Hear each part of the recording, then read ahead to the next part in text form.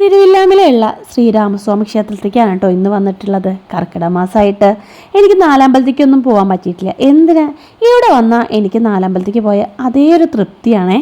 ഇന്ന് എനിക്ക് മനസ്സിന് ശാന്തിയും ഒരു പോസിറ്റീവ് എനർജിയൊക്കെ കിട്ടുന്ന ഒരു ദിവസം കൂടിയാണേ.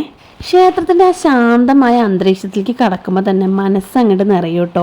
പ്രസാദവും വാങ്ങിയിട്ട് ഒരു പൂജിച്ച ഒരു ചരടും നമുക്ക് അവിടെ നിന്ന് ലഭിച്ചു. ഈ ഒരു അമ്പലത്തിൻ്റെ ഉള്ളിൽ പ്രധാനമായിട്ട് ശ്രീരാമസ്വാമിയും ലക്ഷ്മണസ്വാമിയാണ് കേട്ടോ ഉള്ളിൽ.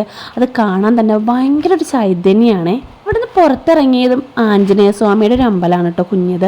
അതിൽ ആഞ്ജനേയ സ്വാമിയെ നിർത്തിക്കൊണ്ടുള്ള ഒരു രൂപമാണ്. അത് കണ്ടാൽ തന്നെ മനസ്സങ്ങോട്ട് നിറയും. ഇവിടുന്ന് ഇങ്ങോട്ട് താഴെ കുണ്ടിലെന്നൊക്കെ പറയും, അവിടെയാണ് അയ്യപ്പസ്വാമി ഉള്ളത് കേട്ടോ. അവിടെയും വന്ന് തൊഴുതു. കുണ്ടിലെ അയ്യപ്പനെയും തൊഴുതിട്ട് തൊട്ടപ്പുറത്ത് നാഗങ്ങളുടെ ഒരു അമ്പലമുണ്ട്. അവിടെ നിന്ന് തൊഴുത് കഴിഞ്ഞാൽ നമ്മൾ പിന്നെ മുകളിലോട്ട് തന്നെ കയറണം. ഇനിക്കുട്ടൻ്റെ കൂടെയുള്ള കൊച്ചു കൊച്ചു ഇത്തരം നിമിഷങ്ങൾ അതും നല്ല രസമായിരുന്നേ. എൻ്റെ ഫ്രണ്ട് ആദ്രീനെ അൺഎക്സ്പെക്റ്റഡ് ആയിട്ട് കാണാൻ പറ്റിയേ. ഇനി നേരെ ഗുരുവായൂർ ആൽമരത്തിൻ്റെ അവിടേക്കാണ് കേട്ടോ. ഈ ഒരു ആൽമരത്തിലൊരു പ്രത്യേകത ഉണ്ട് കേട്ടോ.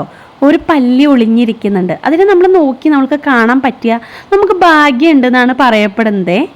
അമ്പലത്തിൻ്റെ ചുറ്റുമുള്ള ഒരു പ്രകൃതി ഭംഗിയും ഈ വിരിഞ്ഞു നിൽക്കുന്ന താമരപ്പൂവും കാണാനൊക്കെ എന്ത് രസമാണെന്നറിയോ. അമ്പലത്തിലുള്ള തൊഴിലൊക്കെ കഴിഞ്ഞ് പ്രതിഷ്ഠം കഴിഞ്ഞ് ലാസ്റ്റ് അങ്ങോട്ട് തൊഴുത് പോരുകയാണ് കേട്ടോ.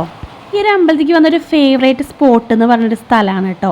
നമ്മൾ ഈ പുനർജനിക്ക് പോകുന്ന ഭാഗമാണ്. ഇവിടെ ഒരു വലിയൊരു ആൽമരം ഉണ്ട്.